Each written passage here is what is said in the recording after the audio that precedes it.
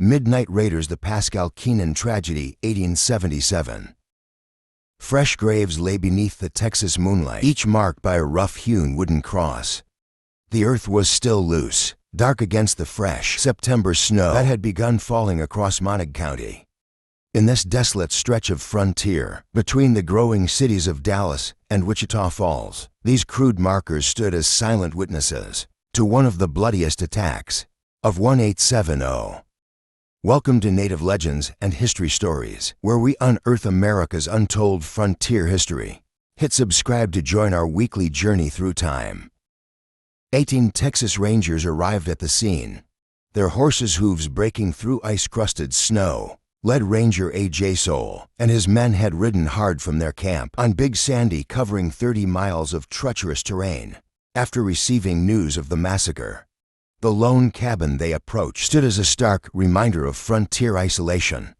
Its log walls measuring just 12 by 14 feet, barely large enough to shelter the two families who had made it their home. The Keenan family had claimed this patch of wilderness years before, building their cabin from the surrounding forest. They'd cleared fields for crops, established a corn crib to the east, and dug a well for fresh water. Just 200 yards northwest, they'd found a natural lake that provided water for their livestock. The nearest neighbor, Colonel Bean's ranch, set 2 miles west across open prairie. Beyond that lay O.T. Brown's homestead, marking the furthest reach of white settlement in this part of Texas. The cabin's door lay shattered in the yard, its iron hinges twisted and broken. Dark bloodstains marked the wooden doorsteps, already crusting in the bitter cold. A wooden shutter from the north-facing window lay splintered nearby, its securing pin snapped clean through. Inside, the Rangers found a scene of complete devastation. Quilts and pillows lay scattered across the rough-hewn floor, each fabric frozen stiff with blood. Broken arrows pierced the log walls, their shafts splintered from impact. One arrow spike remained embedded in a log above what had been a sleeping area, its shaft removed but its deadly point still, marking where it had missed its intended target. A half-smoked pipe rested on the stone hearth, its tobacco only partially burned. Evidence of Mrs. Keenan's last peaceful moment. Her husband was hundreds of miles away in Arkansas, having left weeks earlier with hopes of trading in apples. The journey would have taken him through Indian territory, following established trade routes between frontier settlements. He'd taken one of his children with him, a decision that had inadvertently saved that child's life. Mrs. Susan Pascal's presence in the cabin spoke to another frontier reality. Though neighbors called her widow, records revealed her as abandoned, left to raise 5 children in territory where survival demanded constant vigilance. Her own belongings lay scattered among the Keenans, the two families having shared this tiny space through necessity and mutual support. Her children ranged in age from 18 months to 12 years: Bill, Ben, John, Mary, and Dolly. The cabin's position emphasized its vulnerability. To the south, a small field stretched toward a creek, its crops now withering in the early frost. The open ground offered no cover for defense, no place to hide from attacking warriors. The corn crib to the east stood as the only other structure, its shadows providing the sole refuge. On that moonlit night, the lake to the northwest, usually a blessing for the homestead, had become a staging ground for the attack. 9 horses had waited there, while their riders approached the cabin on foot. Tracks in the snow told a grim story. 9 sets of footprints, LED from the lake to the cabin's north window. The broken shutter revealed their point of entry. More tracks showed where victims had tried to flee, some barefoot, others in night clothes, all marking desperate attempts at escape. Blood trails crisscrossed the yard, leading to where settlers had later found and buried the dead. The Rangers meticulously documented these details, though the continuing snowfall threatened to erase all evidence. Within hours, the settlers who had discovered the scene had worked quickly to give the dead a proper burial. Local men had dug 7 graves on the north side of the cabin, beneath a stand of trees that had once provided shade for children's play. They'd fashioned crosses from available wood, marking each grave without names, the identities of the dead already known to all in this tight-knit Frontier community. The Rangers found Mrs. Keenan's dress hanging across the cabin's central beam, the fabric stiff with dried blood. This wooden girder stretching from wall to wall bore deep gouges from tomahawk strikes. Local settlers had placed the dress there while preparing the bodies for burial, marking where its owner had made her final stand. Through 8-year-old Garrett Keenan's account, the Rangers pieced together the events of that September night at 10 p.m. Snow already lay thick on the ground. The temperature had dropped well below freezing, frost forming intricate patterns on the cabin's small window panes. The boy recalled how his muscles had tensed against the cold, seeping through the log walls, even beneath the heavy quilts his mother had made. Most of the children lay huddled in their beds, the Pascals on one side of the room, the Keenans on the other. Young Bill Pascal, at 12 years old, kept his arm protectively around 18-month-old Dolly. Ben and John shared another pallet, while Mary curled up near the hearth. Mrs. Pascal had wedged herself between her youngest children, as she did every night since arriving at the cabin. Mrs. Keenan sat alone by the dying fire, her pipe sending thin wisps of smoke toward the rafters. The north-facing window, barely large enough for a man to pass through, was secured by its wooden shutter, a hand-carved pin fashioned from oak, slotted through holes in both the shutter, the log wall on the south wall. The door's iron hinges had been carefully oiled against the cold, the metal catching occasional glint from the firelight. The crash came without warning. A rail, likely torn from the nearby fence, smashed through the shutter. Oak splinters flew across the room as the pin sheared clean through. The broken pieces scattered across Mary Pascal's bed, some landing in her hair. In the gap appeared a face, painted in stark white and black stripes, eyes gleaming in the firelight. Mrs. Keenan's pipe clattered to the hearthstones. She fell to her knees, hands clasped in desperate prayer. Her words, mixing English with remembered fragments of her childhood church Latin, filled the space between her and the warrior, now climbing through the window. Snow fell from his moccasins onto the floor, melting into dark patches that would soon be lost among worse stains. One by one, 8 more warriors entered. Their weapons, a mix of traditional tomahawks and captured army knives, caught the fire's light. Some wore strips of cavalry uniforms mixed with native dress. Others were wrapped in buffalo robes. Against the cold, each face bore distinct patterns of paint, but in the chaos that followed, these details blurred into a nightmare canvas of motion and violence. The children's screams woke echoes in the cabin's rafters. Bill Pascal leaped up, pushing Dolly behind him. Ben and John scrambled from their blankets.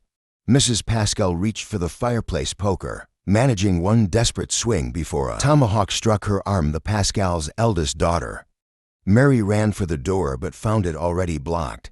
Garrett watched it all from his bed near the north window, counting each warrior as they entered, marking their weapons, noting their paths through the cabin. Even as blood began to stain the floorboards, his mind recorded details with a clarity born of terror. The distinctive limp of one warrior, the eagle feather worn by another, the cavalry brass buttons glinting on a third stolen jacket.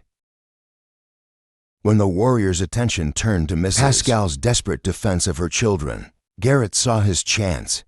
He slipped from beneath his quilt, bare feet silent on the bloody floor.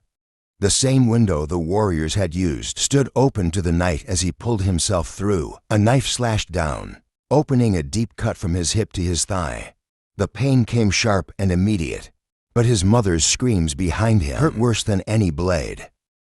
Blood trailing in the snow, Garrett half ran, half crawled toward the corn crib, 50 yards east of the cabin. The moon cast enough light to find the dense bush that grew alongside the structure.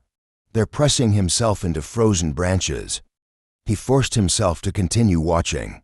Blood soaked through his nightshirt, freezing in the bitter air. But he kept counting, kept tracking each movement. For what seemed like hours, he crouched motionless in his hiding place. When silence finally fell over the cabin, he remained still, watching the window. The warriors emerged as they had entered, one by one through the broken shutter. Against the snow, their forms stood out in sharp relief. Garrett counted again, 9 figures, moving with deadly purpose toward the lake where their horses waited. Through eyes already growing feverish from blood loss, he tracked their progress. The warriors mounted, their horses' hooves breaking through the snow's crust. Only when they disappeared over the western hills, their shapes becoming one with the darkness, did Garrett allow himself to move. His legs had frozen stiff, his wound pulling with each step as he forced himself back toward the cabin that had been his home. The moonlight guided Garrett's stumbling steps back to the cabin. His wound throbbed with each movement, blood frozen in dark patches across his nightshirt. At the doorway he steadied himself against the frame, eyes adjusting to the darkness within. Mrs. Keenan lay crumpled near the hearth where she had knelt in prayer. 3 arrows protruded from her chest, their shafts broken in the struggle. Her scalp had been torn away, blood matting what remained of her hair. The pipe she had been smoking rested inches from her outstretched hand, its contents scattered across the floorboards.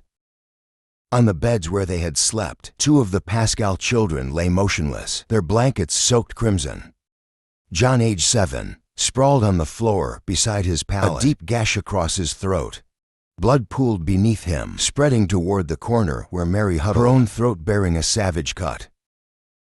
The volume of blood in that corner alone could have filled a quart jar. Movement in the yard drew Garrett's attention. Through the shattered doorway, he spotted Mrs. Pascal propped against the door shutter that now lay flat in the snow. 3 broken arrow shafts jutted from her chest. She had tried to pull them out, leaving only splintered ends. Her scalp, too, had been taken, blood streaming down her face as she struggled to sit upright. A soft whimper came from the yard. Garrett found his youngest sister, just 18 months old, lying in the frozen grass beneath the north window. The raiders had grabbed her by the legs, swung her against the cabin wall, then tossed her out like a discarded doll. Moving carefully, he lifted her small body and carried her inside. By the dying embers, he wrapped her in the least bloodied blanket he could find and laid her close to the remaining warmth. Mrs. Pascal's voice, barely a whisper, called from the yard water. Garrett approached her on trembling legs. Despite her scalped head and blood-covered face, she recognized him, reaching out with a shaking hand.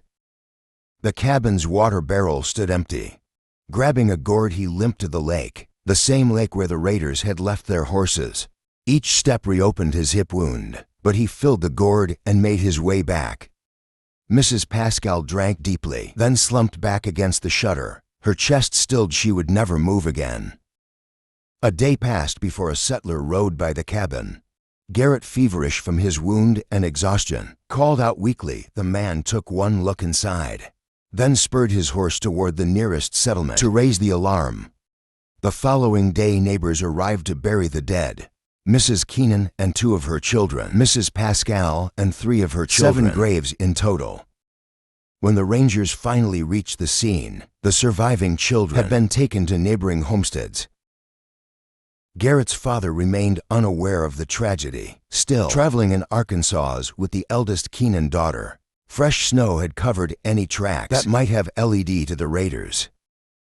Weeks later, when a group of rangers returned to collect the corn crop, 300 bushels purchased from the now returning Mr. Keenan, they found both surviving children much changed. The 18-month-old girl showed her head wound proudly, a dark bruise still visible where she had struck the cabin wall. Garrett moved slowly, his hip wound still healing, face drawn with memories no child should carry. Yet he recounted every detail to the rangers, the number of raiders, their weapons, their movements, with a clarity that belied his young age. In the days following the massacre, conflicting accounts emerged from the survivors and witnesses. Medical examinations revealed Mrs. Keenan had lived for 11 days after the attack, conscious through most of her suffering. The arrows and scalping wounds had not killed her immediately. Instead, internal injuries from the assault gradually claimed her life. The Pascal children's fates varied dramatically. Ben, the 12-year-old eldest son, survived despite being speared through the window during his escape attempt. His brother Will made it to the yard before the warriors caught him, his body bearing evidence of extensive knife wounds. Their 7-year-old brother John lingered for 3 days after receiving massive trauma to his abdomen from a heavy war club. Mary, just 4 years old, sustained severe injuries but lived, while 18-month-old Dolly emerged physically unharmed. The Keenan family losses proved equally devastating. Their 12-year-old daughter died within moments of the attack beginning. Her twin brother Garrett survived without physical injury beyond the hip wound he received during his escape. The infant, torn from Mrs. Keenan's arms and slammed against the window frame, lay unconscious in the yard until Robert's son discovered the scene. The next morning, local records placed the family's residence 3 miles south of Forestburg on the Forestburg-Decatur Road. The southeastern portion of Monong County had seen increasing settlement despite its proximity to dangerous territory. The Pascals had 5 children in total: Bill, Ben, John, Mary, and Dolly, while living with the Keenans. When Mr. Keenan departed for Arkansas, he took his eldest daughter, approximately 14 years old, in the ox wagon with him, a decision that inadvertently saved her life. Government reports identified the attackers as warriors from the Oklahoma reservations rather than the suspected Comanche raiders. They had breached the cabin through both door and window, using war clubs and captured weapons. Mrs. Pascal's screams had alerted the household when a painted face appeared at the cabin's entrance. The ensuing attack moved with brutal efficiency through the confined space.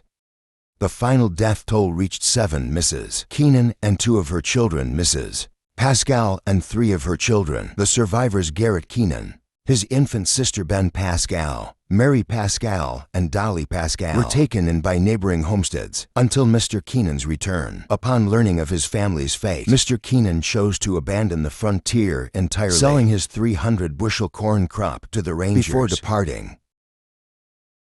Local witnesses noted Mrs. Keenan had prayed daily during her final days for her husband's return, but he arrived only after her burial. The graves remain on the north side of the cabin site, marking a tragic intersection of frontier expansion and territorial conflict.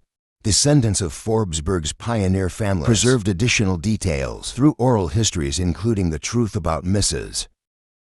Pascal, not widowed, as commonly believed, but abandoned by her husband in this dangerous territory. Lieutenant A.C. Hill's report to the San Antonio Express painted a broader picture of frontier violence. While investigating the Montague County attack, he documented systematic raids stretching from the Rio Grande to the Red River. Abandoned homesteads marked the landscape. Lone chimneys standing amid decaying fences, houses bearing dark stains that spoke of similar tragedies. The Express's account provided new details about the victim's final moments. Mrs. Susan Pascal, age 35, died from massive trauma. Her son Billy sustained mortal wounds, surviving only until the next day. 7-year-old Johnny met a particularly brutal end. Dragged into the yard, shot by scouts. His body mutilated. His sister Mary only took an arrow to the chest but survived. Ben Pascal, the 12-year-old, endured a savage beating that should have killed him, yet he too lived. Mrs. Keenan's ordeal lasted for days, according to the newspaper, contradicting other accounts that claimed 11. 2 arrows pierced her chest before the raiders beat her with clubs and took her scalp.